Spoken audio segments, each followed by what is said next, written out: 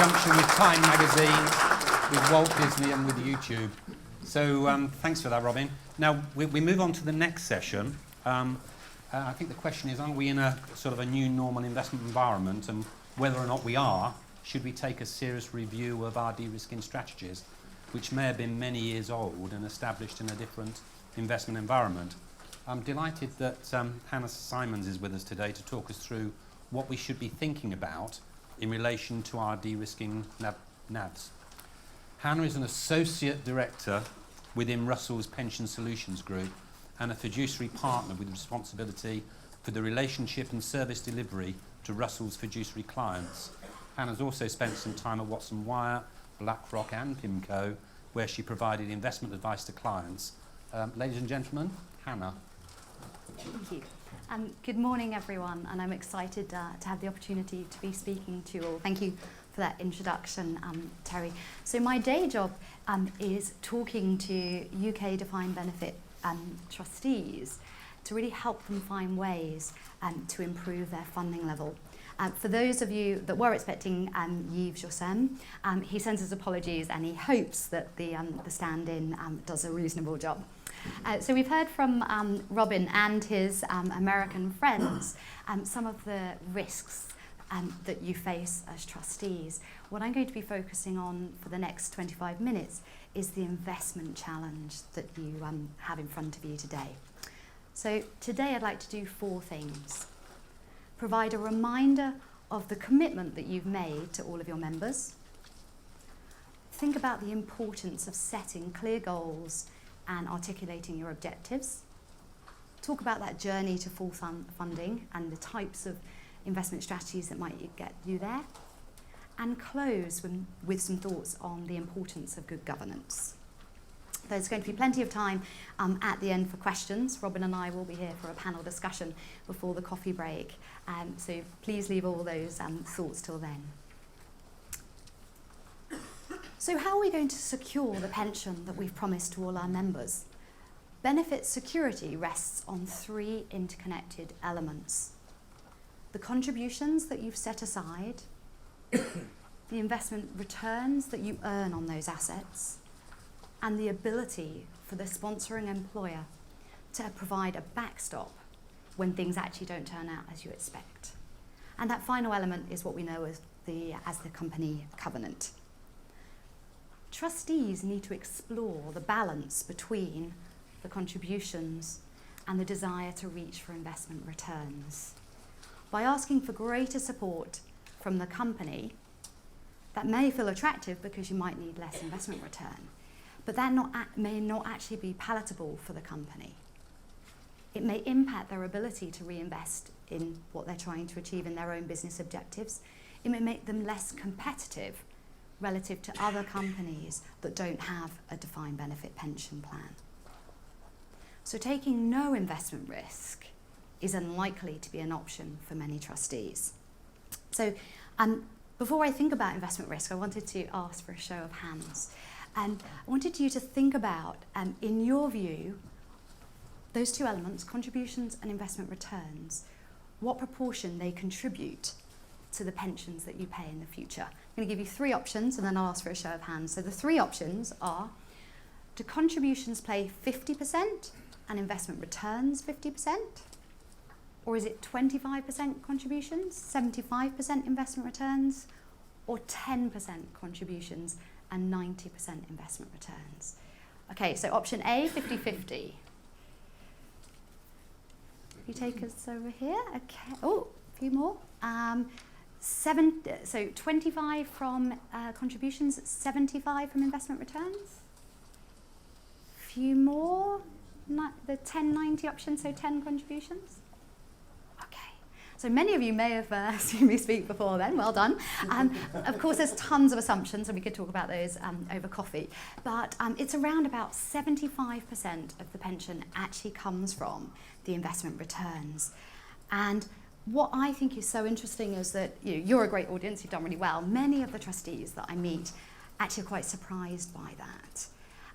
They don't really understand the power of compound interest.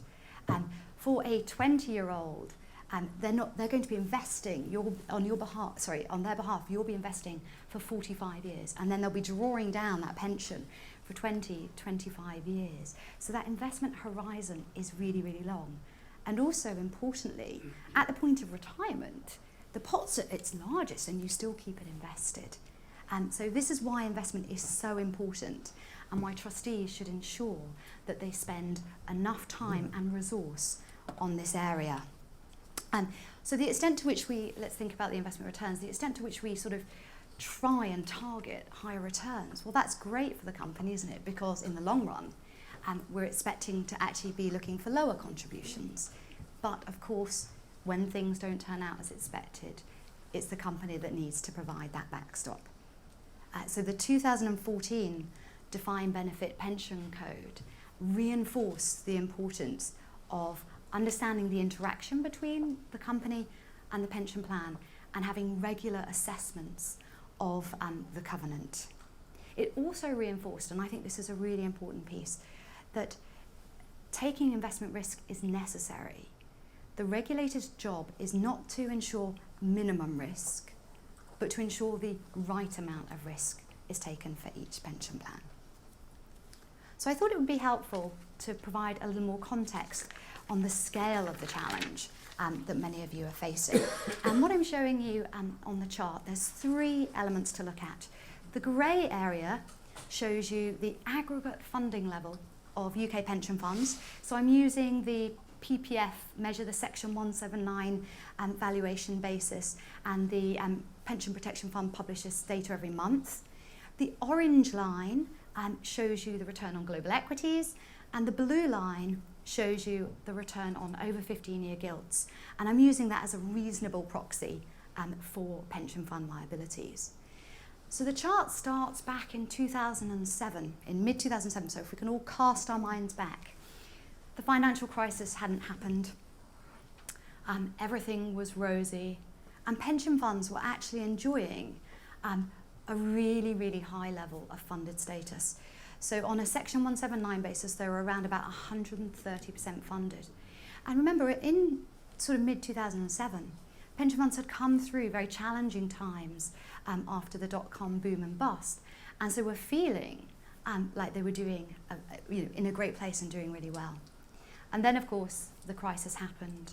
And you can see by the orange line that global equities declined very significantly over the next 2 years.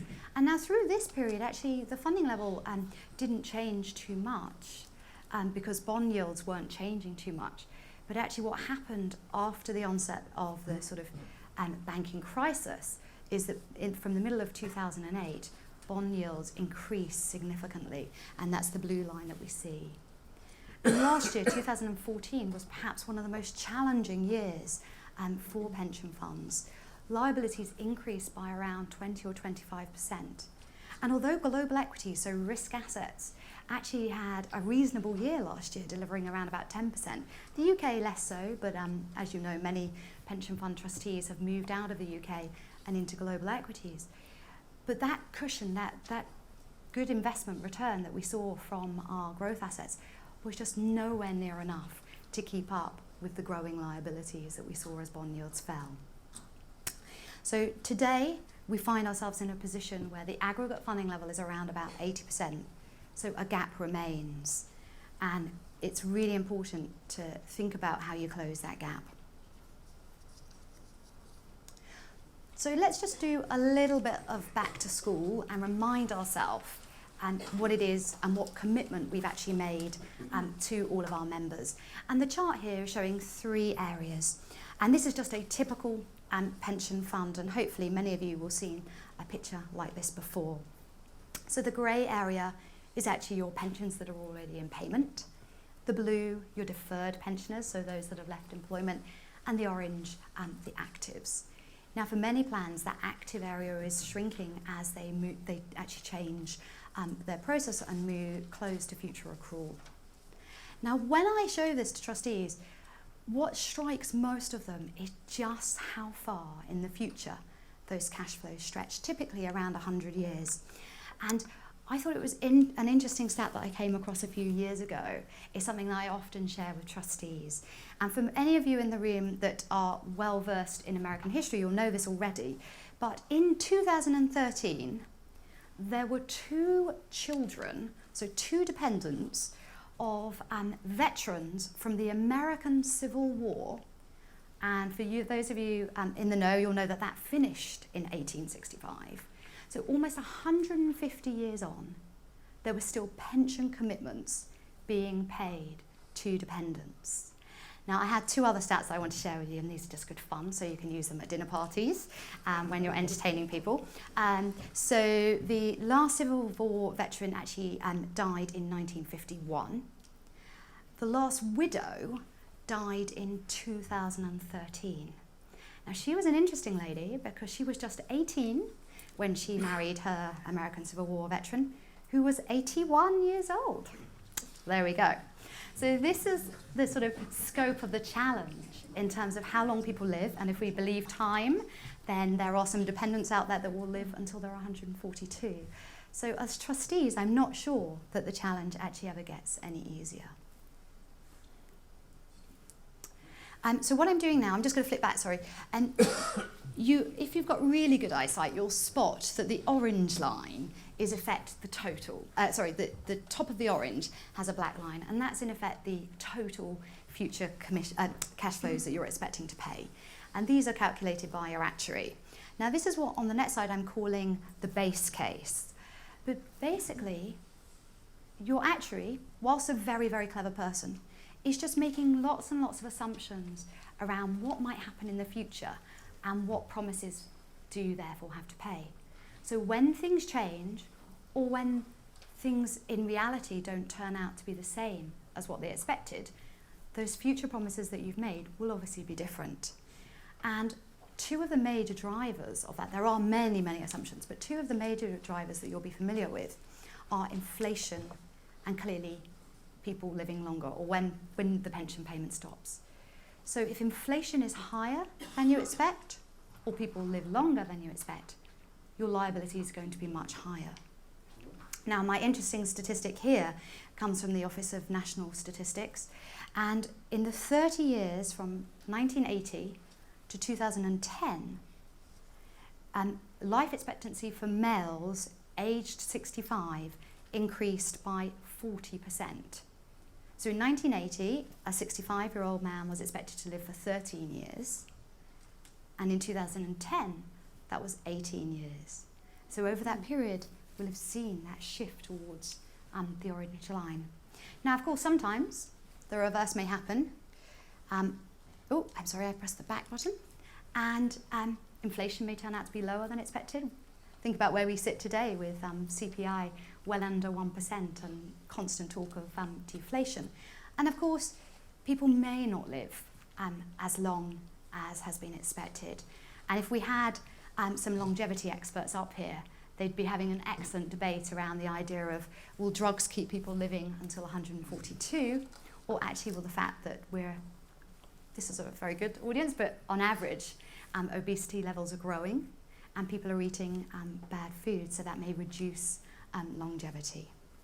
So clearly, there's huge uncertainty in the cash flows that you have promised to your members.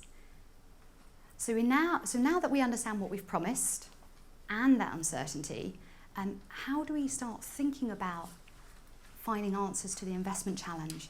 How do we start thinking about what our long-term objectives are?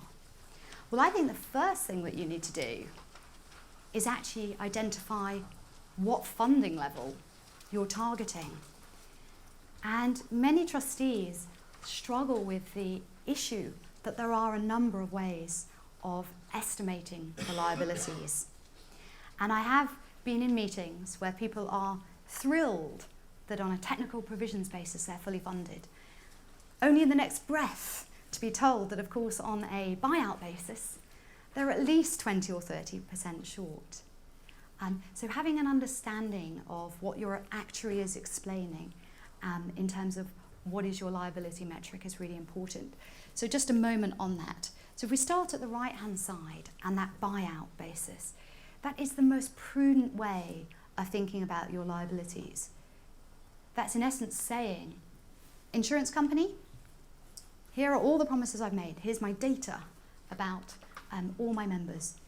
You take on this liability. And of course, the insurance company is going to be super prudent and want to make sure they have enough money to cover every eventuality. Even that man at 81 that does marry an 18-year-old. I'm going to skip self-sufficiency and come back to it in just a moment, because that's less familiar for most trustees. But the next and most common metric is really that technical provisions basis. And that's the basis which your actuary uses to help set your contributions. And where we find ourselves today, I feel, is probably in that sort of position where you're trying to stabilise and get towards fully funded on that basis. You're probably just a little bit further ahead of don't blow up and pass the regulatory minimums. So it's all about making sure that you understand the commitment that the company has made in terms of their contributions and how quickly you'll meet that status.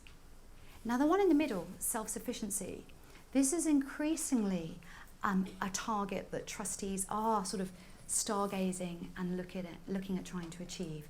And self-sufficiency essentially says, how much would my liabilities cost me if I just bought gilts? And gilts provide a very good match to my liabilities, so that probably means I'm not looking for any future contributions from my employer. And so you might say, Hannah, looking ahead 10 or 20 years and having these aspirations, when actually today we face major funding level challenges, might not really be the best way of spending trustee time. But I think actually having a well-defined mission and really understanding where it is you're trying to head in the long run will actually help you manage those short-term risks better. So what are the questions that you need to answer in order to start thinking about that objective? I think there's 3 questions that trustees need to think about. Which funding level of those ones that I showed on the previous slide? Which funding level are you targeting? When do you want to get there? So how quickly do you want to get there? And what is it that the company can commit to or has committed to? With the knowledge of these 3 things, and I think strategy is one of those areas that trustees rightly struggle with. It's super complicated once we start talking about Monte Carlo simulations and modelling.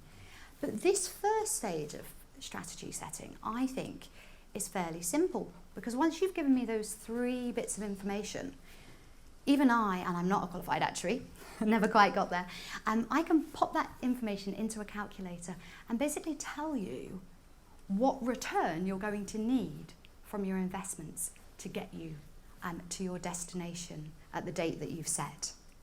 Now that is just the start of the strategy setting process, but I think that's the bit that everybody should be able to understand. The next stage is when the specialist modelers come in and help you really understand, okay, if you need this level of return, what does that mean? What kind of outcomes could happen? And can you as trustees live without those outcomes? And I think at this stage, trustees need to think about 2 things. Firstly, are you comfortable with the level of risk? So your investment consultant, your actuary, they'll be helping you understand what your funding level could look like in the future, what that might mean for company contributions if you're underfunded, and what that might mean in worst case scenarios. Can you live with that degree of risk? And the other side of that is, does the company have the willingness and ability, so is their covenant strong enough to support that? Now, if the outcome of that process is that everything is hunky-dory, then you have what I call a journey plan. And a journey plan is your central path that you will take to reaching your fully funded target. Now, if at this point actually you realise that you can't live with those risks, you basically go back to the beginning of the process and you look at those 3 things, those 3 inputs, and say, okay, which one am I going to change? The funding level that I'm targeting, how quickly I want to get there, or the company's contributions. Those are effectively the levers you have. So that this process is really all about identifying the rate of return that you need that's consistent with the level of risk that you can survive. Now, your journey plan, as I said, is that central journey. It tells you about how you expect everything to behave. It also tells you about what you might do when you deviate from that journey. And so what I'm showing you here on the chart is one of the sort of jargon buzzwords that we've all heard a lot about, which is dynamic de-risking. And effectively, dynamic de-risking does three things. Over time, as your funding level improves, you de-risk. So what that means is you're locking in your funding level improvements. By de-risking, it means that your funding level volatility is reducing. And if those two things are happening, then you're going to see an increased chance of meeting that long-term investment goal. So apologies that the colours aren't really clear, but the bottom line, which is a dark blue dotted line, shows your central path. The lighter line shows the actual path of someone's funding level. And when you cross one of those lines, what actually happens is that a de-risking event happens and you change to a different portfolio. And now you have a lower return expectation, which is shown by the steepness of the line. And the idea is that as you de-risk, you don't actually push out that time horizon. You still get there at the same endpoint. It's just that now you're narrowing down the range of outcomes that you may have. So in effect, what you're trying to do here is move to that end game whilst reducing your risk. So now it's time to think about the type of portfolios that you need to set up in order to achieve this. So here is the answer that you've all been waiting for, so please scribble furiously. Well, actually, it's okay because it's in your pack in front of you. And of course, there isn't really one answer, because although I'm going to show you some potential portfolios, of course, these are heavily caveated. Everything is clearly unique to your circumstances. Now, of course, there will be common themes. I only have one set of best ideas, one set of best investment ideas, and I want to make sure that I get as many of those into your portfolio. But your own situation will really dictate what the actual portfolio makeup looks like. So I sort of loosely think of the evolution of funding level and portfolios in sort of three stages, and I call those stages early, mid, and late stage. And I think it's fair to say that most of the trustees in the room and most of the trustees I meet are still in what I call the early stage. What sort of signifies the early stage is essentially that you need return. Your funding level is challenged. You need it to get back towards, probably at this stage, you're probably underfunded on a technical provision basis. So this is all about achieving return. Now, what you see through the three portfolios is essentially a foundation of 5 coloured segments. The blue represents LDI, and this is essentially the foundation of all of the portfolios. And as you de-risk, essentially you take assets out of growth and increase those LDI assets. Now, for those of you less familiar with LDI, in effect, LDI just means that you identify some assets that look and feel just like the liabilities. So they mimic the movements in liabilities. So there's almost zero risk coming from that component. Now, for those of you that spotted there's an outer circle, that's just showing you that I take my LDI assets and I actually target a higher hedge ratio. I try to protect more of the liabilities that I have. And that's achieved through the D word, the derivatives that Robin talked about. And this, by using derivatives, it actually allows you to have a much more efficient portfolio because you maximize the amount of cash you have to invest in all of those return generating assets. So the other 4 elements that are consistent between the 3 portfolios are credit, real assets, skill, and equity.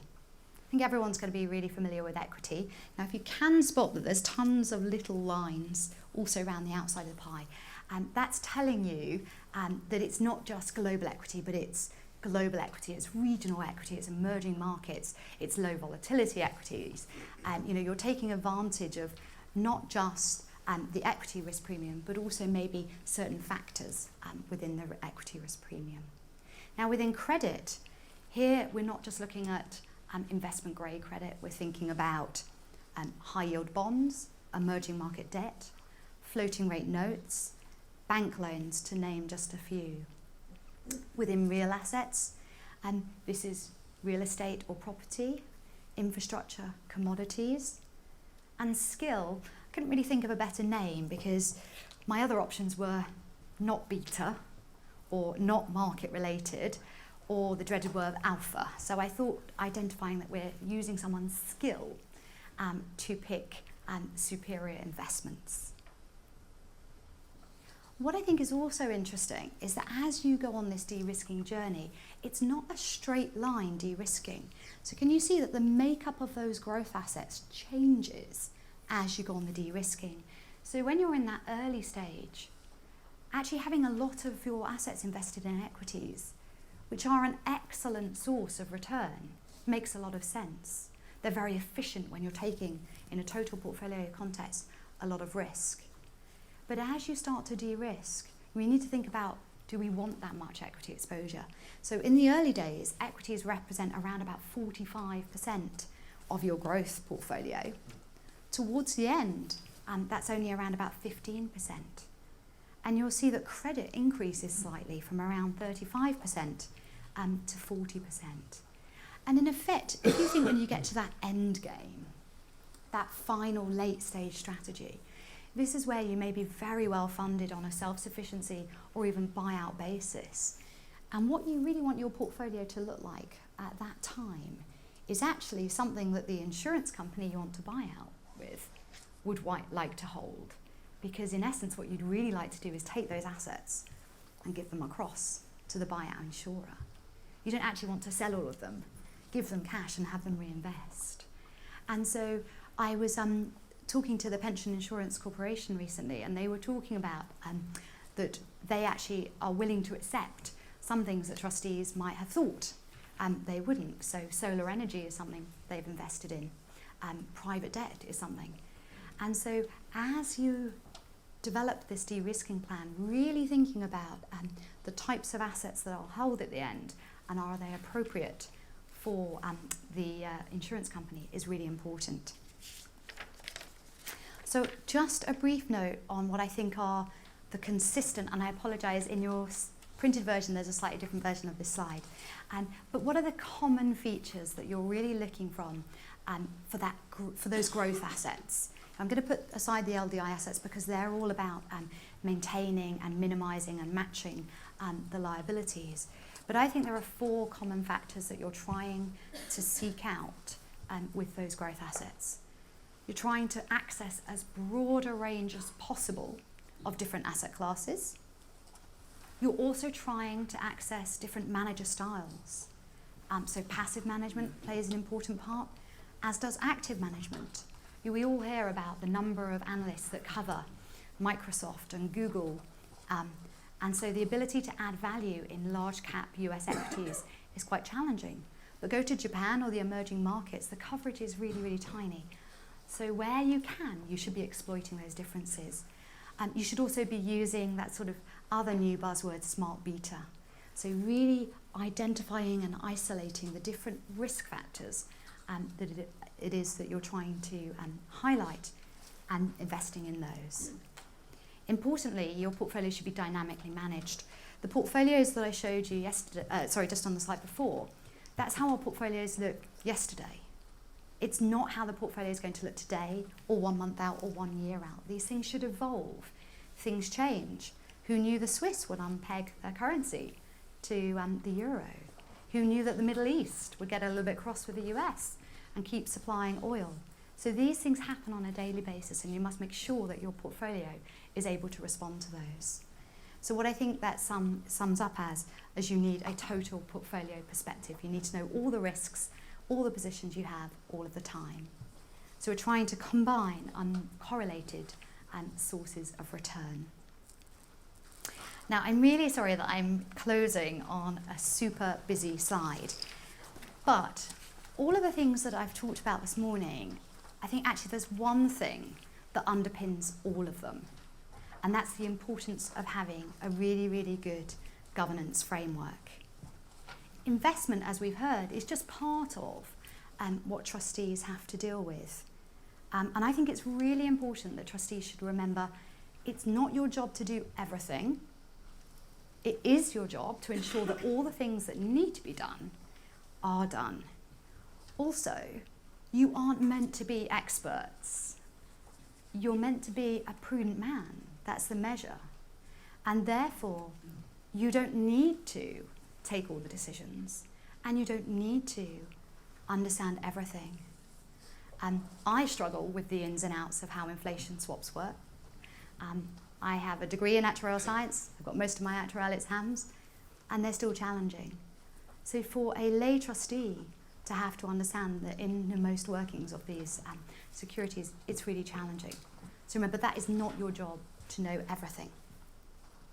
So I think what we can do for trustees is give them a sort of framework that makes sense. And I think if we look at the corporate world, there's a lot of things that we can learn.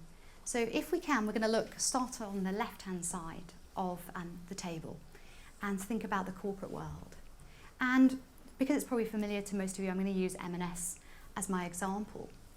But the board of directors of M&S are there to set the business strategy. They set the long-term vision. They set the view of what they want M&S to be perceived as in the market. They absolutely do not select which particular jacket is going to be the centerpiece for the women's collection, and they are definitely not selecting which chocolate pot they should be putting out on the shelves. They rely on a very, very strong management team and their underlying employees to do all of these things for them. And I really think that trustees should learn a lot from that. Trustees should spend their time focusing on those high-level, really, really important decisions. That mission, if you like. Where am I heading? When do I want to get there? Second-level things like, which manager should I have in Japan or in the US? Probably should be left to somebody else. Thinking about making sure you understand the total risk. Probably better left to somebody else to actually compute the numbers and calculate it for you. So if we think about how pension funds have evolved, and pension funds have changed significantly over the last 20 years. If we cast our minds back, many had one balance manager. Today, you have specialist managers. You might be combining a number of managers in different asset classes. You might be using a fiduciary manager. So the investment of the assets has evolved. One of the things that needs to continue to evolve is what we call the execution. All of those implementation ideas. Probably in the old balance world, these things were unmanaged. In the new world, it's probably overseen by what I call a fiduciary manager. Now, this doesn't necessarily mean you're appointing somebody else. Many large UK pension funds have built in-house teams, in-house CIO teams. And so these roles can be undertaken by them, or of course it could be outsourced to a third-party provider. But I think as trustees, the question you really need to ask yourselves is, are you set up to thrive in this world? So in conclusion, just a few final thoughts. I stand here as pension funds find themselves in a very challenged position. The gap between assets and liabilities has never been greater. So articulating your objectives and knowing where you are heading is really, really critical in achieving success. A journey plan can be really helpful in managing risk along the way because you have that central plan. You know what you're going to do when you deviate from it. Using multiple sources of return, getting as many good ideas into your portfolio will help protect you in uncertain times. And for all of this, good governance is essential. Thank you so much for your time this morning. Thank you, Hannah. Ladies, gentlemen, thanks,